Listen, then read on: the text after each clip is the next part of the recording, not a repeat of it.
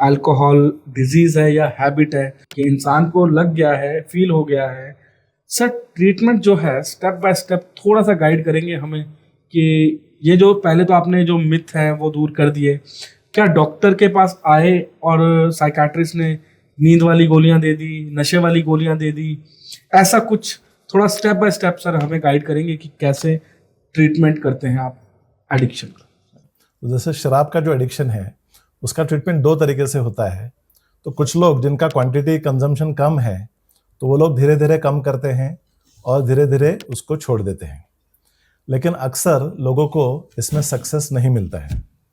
तो वो लोग कुछ दिनों तक कम करते हैं, फिर बढ़ जाता है, फिर कम करते हैं, फिर बढ़ जाता है। तो ऐसा बहुत समय निकल जाता है और उनकी जो एडिक्शन है वो और भी गहरा होते जाता है।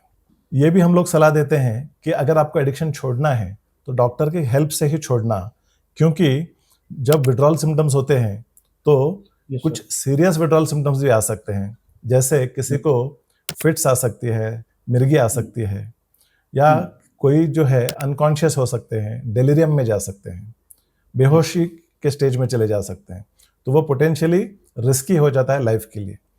और डॉक्टर की मदद से एडिक्शन छोड़ने का फायदा क्या है कि जो भी विड्रॉल सिम्टम्स हैं डॉक्टर दवा दे के उनको कम कर देते हैं। तो जो एडिक्शन छोड़ने का जो जर्नी है, विड्रॉल सिम्टम्स आसान हो जाते हैं हैंडल करना, और फिर वो जो हिम्मत बनी रहती है, टॉलरेबल हो जाता है, मैनेजेबल हो जाता है, तो फिर वो नैया पार हो जाती है। होता क्या है जब साइकोलॉजिकल जब विड्रॉल सिम्टम्स आते हैं, मैंने महसूस किया है जब हाथ कांप रहे हैं, फिजियोलॉजिकल आ रहे हैं, जब बहुत बेचैनी हो रही है, पसीना हो रहा है, तो इंसान ना एक आध दो दिन तो कंट्रोल कर लेता है, लेकिन फिर उसके बाद फिर पी लेता है। तो वही है, अगर डॉक्टर की हेल्प लेंगे।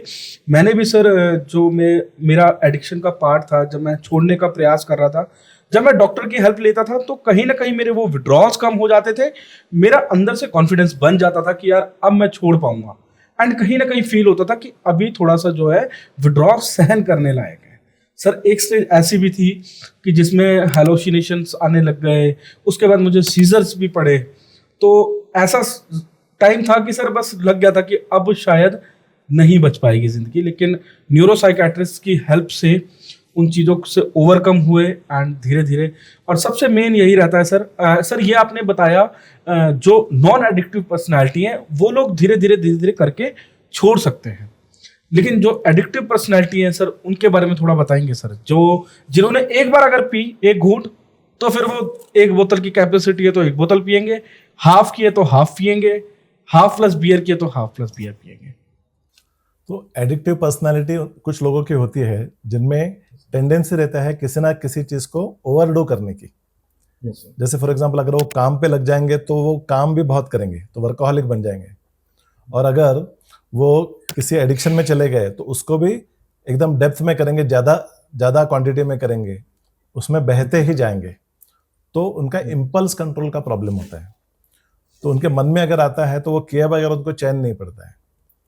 तो ऐसी अगर पर्सनालिटी है, और जो थ्रिल सीकिंग बिहेवियर्स जो होती है कि उसी में थ्रिल्स उनको चाहिए होता है, उसी में एंजॉयमेंट चाहिए रहता है, तो इस तरह से अगर सोच है किसी की तो वो बार बार एडिक्शन की तरफ जाने के चांसेस उसके होते हैं।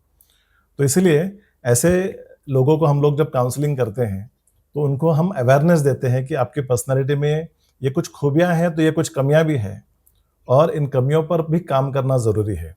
तो सिर्फ विल पावर से छोड़ के नहीं चलेगा, आपको खुद को बदलना पड़ेगा, अपने सोचने का तरीका बदलना पड़ेगा, अपना लाइफस्टाइल बदलना पड़ेगा, जो एडिक्शन है उसकी तरफ देखने का नज़रिया बदलना पड़ेगा। तो कुछ लोगों के परसीव्ड बेनिफिट्स होते हैं एडिक्शन के बारे में। तो जैसे कुछ लोग बोलते हैं कि मेरा स्ट्रेस लेवल कम हो जाता है, मेरी नींद अच्छी आ जाती है, मुझे रिलैक्स लगता है, मुझे अच्छा लगता है, मुझे फील गुड लगता है। तो ये परसीव्ड बेनिफिट्स की वजह से आदमी बार बार एडिक्शन की तरफ खींचा जाता है। तो हम लोग जब काउंसलिंग करते हैं तो इन परसीव्ड बेनिफिट्स के पीछे जो बिलीफ सिस्टम है उसके ऊपर हम लोग काम करते हैं। तो ये बिलीफ सिस्टम कैसे इलॉजिकल है, कैसे इरेशनल है, तो ये जब हम उनको काउंसलिंग प्रोसेस में समझाते हैं तब उनको रियलाइज होता है कि अरे मैं तो अपने आप को बेवकूफ बना रहा था। तो छोटे मोटे चिल्लर बेनिफिट्स के लिए मैं बहुत ज्यादा नुकसान कर रहा था। तो फिर वो जो चिल्लर बेनिफिट्स है उनको वो छोड़ने के लिए तैयार हो जाते हैं। सर यहाँ से एक क्वेश्चन और मुझे आया, मेरी ऑडियंस भी ये पूछना चाहेगी एंड मेरा भी यही क्वेश्चन होता था कि मान लो डॉक्टर के पास गए आज दवाई लेने, नॉर्मल कोई भी बीमारी है, हमें पेट दर्द है, सर दर्द है, बुखार है, हमें चाहिए बस हो गया ठीक, मतलब इंजेक्शन लगा, ये सब लगा, 1-2 दिन में ठीक हो जाना चाहिए। लेकिन क्या इस बीमारी में, क्या इस मेंटल डिसऑर्डर में कितना मिनिमम समय मान के चलो कि आपको डॉक्टर के पास जाना है, आपको काउंसलर के पास जाना है, आपको साइकोलॉजिस्ट के पास जाना है, आपको काउंसलिंग करवानी है? तो सर इस पे एक बार बताइए कि एक बहुत जो इम्पेशेंट हो जाता है ना पेशेंट कि भैया जल्दी ठीक होना है मुझे, और एक दिन अगर मान लो कोई भी अल्कोहलिक दवाई लेने गया और घर पे आया कि आज तो डॉक्टर के पास होके आया हूँ, तो फैमिली उसकी उम्मीद करने लग जाती है और मान चुकी होती है कि वो ठीक हो गया, कि डॉक्टर के पास चला गया। तो सर इस पे बताइए सर। तो एडिक्शन के ट्रीटमेंट में एक पार्ट होता है डिटॉक्स का।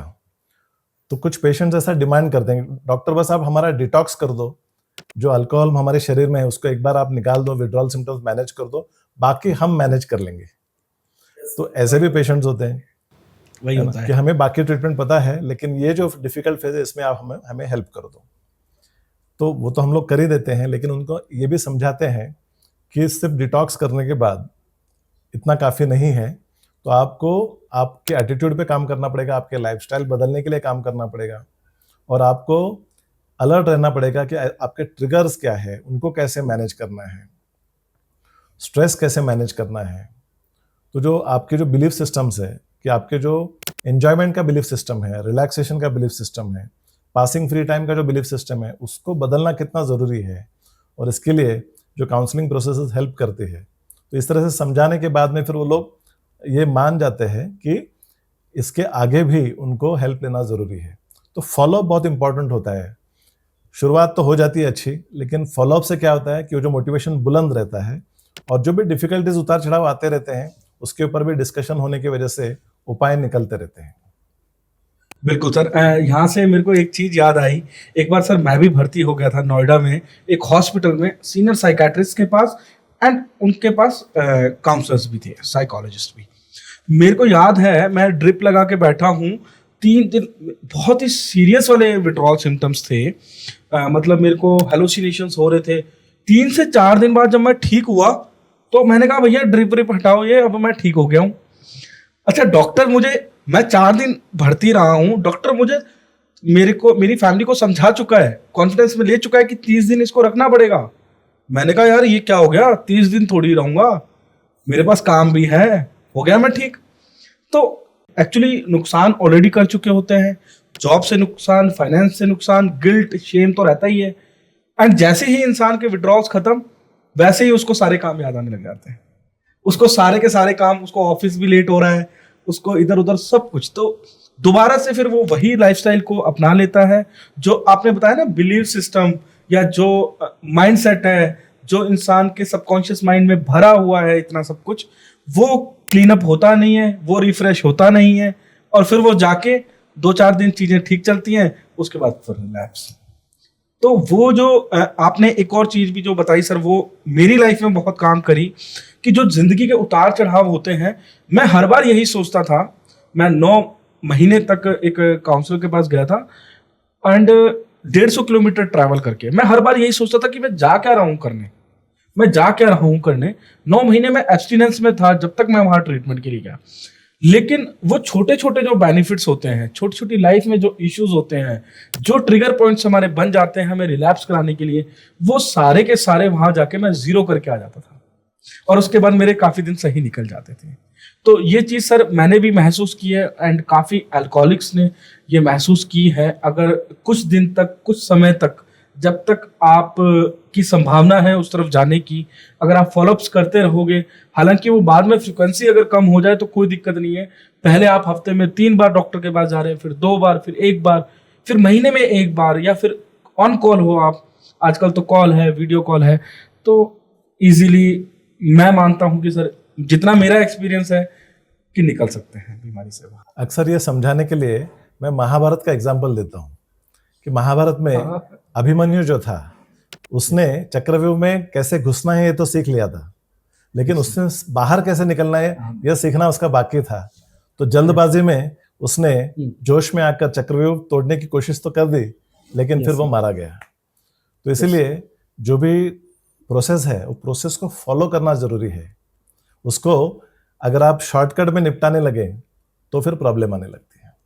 सर इसको मैं ऐसा भी बोल सकता हूँ कि ये 3 पार्ट में इसको डिवाइड कर सकते हैं। जैसे पहला पार्ट हो गया कि आपका एक डिटॉक्सिफिकेशन हो गया, दूसरा आपके विड्रॉल्स हैंडलिंग हो गया, एंड तीसरा आपका साइकोलॉजिकल जो आपके सिम्टम्स हैं उनको वैनिश करने का हो गया, जो कि एक तो लंबा प्रोसेस होता है। तो हम जो शुरू के 2 प्रोसेस करके डिटॉक्स हो गया, विड्रॉल्स खत्म, चलो भाई मैं ठीक हो गया, ये अधिकतर माइंडसेट रहता है। इसी को ही चेंज करना है पेशेंट को। सर अब एक और बात निकल के आती है सर आपका काफी एक्सपीरियंस रहा है, आपने मोर देन 10,000 पेशेंट्स को रिकवर किया है। तो एक एवरेज टाइम अगर हम कैलकुलेट करें, क्योंकि आजकल हर कोई स्टैट्स की बात करता है, जैसे बोलते हैं कि यार बुखार 4-5 दिन में ठीक हो जाएगा, ऐसे जो कॉन्सेंट्रेटेड टाइम जो है, जिसे हम कहें कि थोड़ा कॉन्सेंट्रेशन रखना पड़ेगा, थोड़ा दिमाग लगाना पड़ेगा, अवेयर रहना पड़ेगा, ट्रिगर्स के लिए अवेयर रहना पड़ेगा, तो ये सब चीज़ों के लिए लगभग कितना टाइम मान के चलें कि हम डॉक्टर्स के साथ जो है प्रॉपर कम्युनिकेशन रहना चाहिए? कितना समय लगता है एक addictive personality, highly addictive personality को ठीक होने में? ये हमने देखा है कि पहले 2 से 3 महीने जो रहते हैं वहाँ पे बहुत हाई रिस्क पीरियड रहता है। जो सोब्राइटी होती है वो कच्ची होती है और रिलैप्स होने के चांसेस बहुत ज़्यादा रहते हैं। तो जैसे जैसे समय बीतते जाता है तो वैसे उनकी सोब्राइटी मजबूत होते जाती है। तो हम लोग एडवाइस करते हैं कि 1-1.5 साल का फॉलोअप तो बहुत इंपॉर्टेंट है। ओके, जो भी हाईली एडिक्टिव पर्सनैलिटी है, और अगर कोई नॉर्मल एडिक्टिव है, या जिसे कह लें कि जो एडिक्शन की तरफ जस्ट जाने लगा है, जिसकी लाइफ में हल्के इश्यूज आने लगे हैं, तो उनका मैं मान के चलूं कि 6 महीने तो उनको भी लगेंगे। बिल्कुल सर, थैंक यू। सर अब यहाँ पर बात आती है, कुछ पेशेंट्स ऐसे होते हैं जिनको डॉक्टर भी हैंडल नहीं कर पाता, जैसे कि मैं ही बैठा हूँ। मैं सर जब डॉक्टर के पास गया तो मैंने बोला कि मैं डॉक्टर के पास जाऊंगा ही तब जब मुझे शराब पिलाओगे, एंड डॉक्टर ने मुझे एडमिट कर लिया, वो मुझे ड्रिप व्रिप वगैरह लगा रहे हैं, एंड फिर मैं बोल रहा हूँ कि मेरा जो पैक बचा हुआ है वो मुझे चाहिए। तो यहाँ पर एक चीज आती है रिहैबिलिटेशन की बात, बंदे को रिहैब में भर्ती करना है। तो सर क्या रिहैब भी रिकवरी प्रोसेस में जरूरी है? अगर है तो किन पेशेंट्स के लिए जरूरी है, एंड उन फैमिलीज को जिनके पेशेंट्स इधर उधर भाग रहे हैं, जो मान ही नहीं रहे, जो डॉक्टर्स के पास भी जाना नहीं चाहते, क्या उनको रिहैब भेजना चाहिए? तो जो पेशेंट्स मोटिवेटेड होते हैं, जो फॉलोअप रखने के लिए तत्पर होते हैं, तो उनकी जो ट्रीटमेंट है, डिटॉक्स जो है, कभी कभी हम लोग हॉस्पिटल में कर लेते हैं 5-6 दिन एडमिट करके, और बाद में ओपीडी बेसिस पर भी उनकी ट्रीटमेंट हो सकती है। लेकिन जो पेशेंट्स बार बार रिलैप्स हो रहे हैं तो उनके लिए एक लॉन्गर पीरियड ऑफ एब्स्टिनेंस बहुत इंपॉर्टेंट है, जो घर पे पॉसिबल नहीं होता है। तो रिहैब में रहने से क्या हो जाता है कि वो लंबा पीरियड ऑफ एब्स्टिनेंस मिल जाता है, तो उनको एक एक्सपीरियंस मिलता है कि अरे मैं इतने दिन शराब से दूर रह सकता हूँ, और ये जो बेनिफिट्स मुझे हो रहे हैं, मेरी भूख सुधर गई है, मेरी नींद सुधर गई है।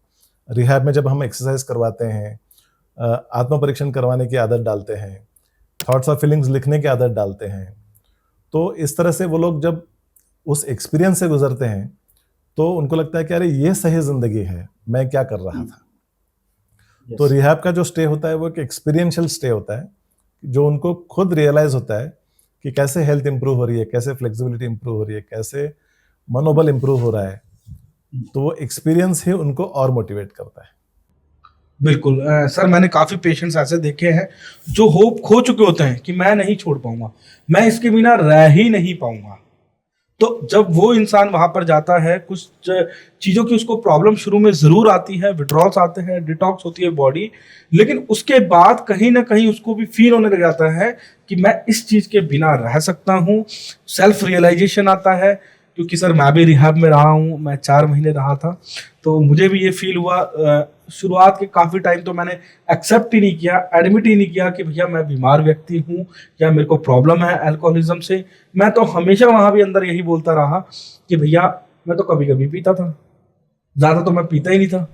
तो घर वालों को पता नहीं क्या लगा जो मुझे यहाँ भेज दिया, काम भी कर रहा था, तो सर वो जो है एक रियलाइजेशन मिलता है, एक जो लाइफस्टाइल बाहर इतनी खराब हो चुकी होती है, alcohol work, alcohol work, alcohol work, sleep, बस वही चलता रहता है, जो उससे कहीं ना कहीं एब्सटिनेंस मिलता है।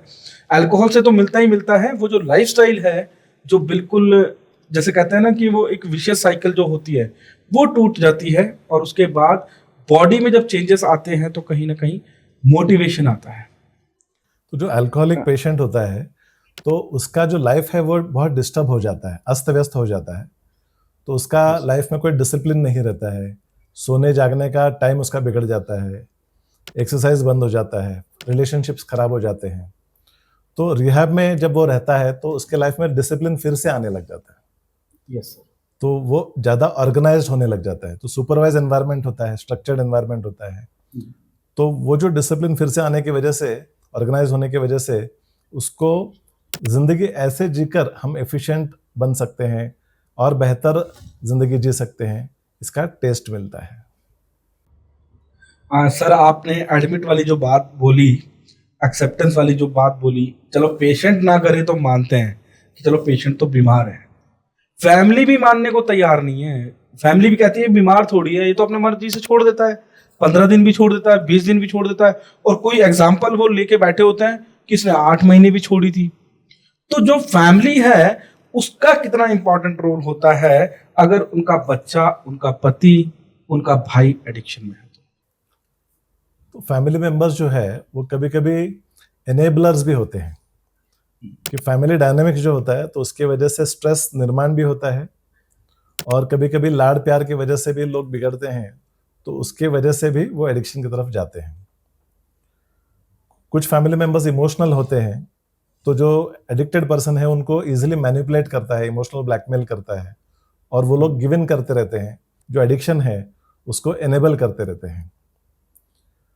तो वो एक तरह से हदबल हो जाते हैं, उनको पता नहीं रहता है कि इस व्यक्ति को हैंडल कैसे करें, तो गिव इन करते रहते हैं और एक्शन लेने से भी डरते हैं। जैसे मुझे याद है कि एक फैमिली थी जो, उन्होंने देखा था कि पहले बार जब अल्कोहल छोड़ने की कोशिश की थी तो इस व्यक्ति को भयंकर विड्रॉल सिम्टम्स आए थे। तो वो भयंकर विड्रॉल सिम्टम्स उनसे देखा नहीं जा रहा था, इसलिए वो सोचते कि नहीं इसको पीने दो। Yes sir. हाँ, तो ऐसा भी हो जाता है कभी कभी कि जो फैमिली मेंबर्स इमोशनल रहते हैं, ओवर प्रोटेक्टिव रहते हैं, तो जिसकी वजह से वो डिसीजन नहीं ले पाते हैं और सही वक्त पर ट्रीटमेंट शुरू नहीं होता है। बिल्कुल सर, मैं अपने आप से भी रिलेट करूंगा। जब भी मेरी मम्मी जो होती थी, मेरे को उनके सामने विड्रॉल्स आते थे तो मैं मम्मी से जैसे तैसे शराब और मंगवा लेता था, लेकिन उसी की जगह अगर मेरे कोई और रिश्तेदार होता था जो बहुत स्ट्रिक्ट होते थे, वो नहीं ला के देते थे। तो कहीं ना कहीं फैमिली का भी बहुत बड़ा रोल हो जाता है मेरे ट्रीटमेंट में भी सर। मैं जो है मतलब मेरी मम्मी जो है मेरा सपोर्ट करती थी, मैं जैसे उन्हें मैनिपुलेट करता था वो वैसे मान जाती थी। इवन बाद में तो मेरी फैमिली पूरी मैनिपुलेट होने लग गई कि ये इंसान को सच में प्रॉब्लम है, कुछ ना कुछ है इशू। एंड मैं उनको किसी भी तरीके से मैनिपुलेट कर लेता था।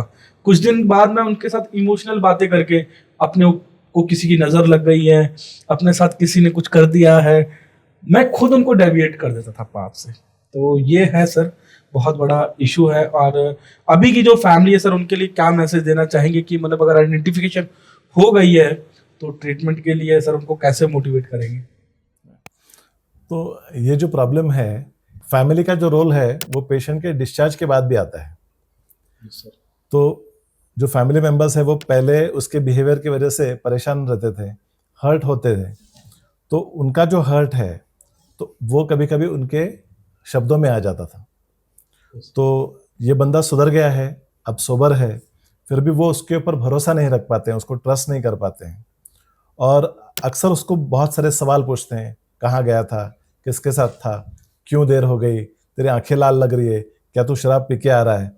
तो वो जो ट्रस्ट है वो ट्रस्ट नहीं कर पाते हैं, और कभी कभी जो पेशेंट होता है तो वो फ्रस्ट्रेट हो जाता है और बोलता है कि मैं नहीं पी रहा हूँ फिर भी आप मुझे इतने सवाल पूछते हो, इतने बंधन डाल रहे हो मेरे ऊपर, रेस्ट्रिक्शंस डाल रहे हो, तो उससे अच्छा मैं पिता ही था तो वही अच्छा था।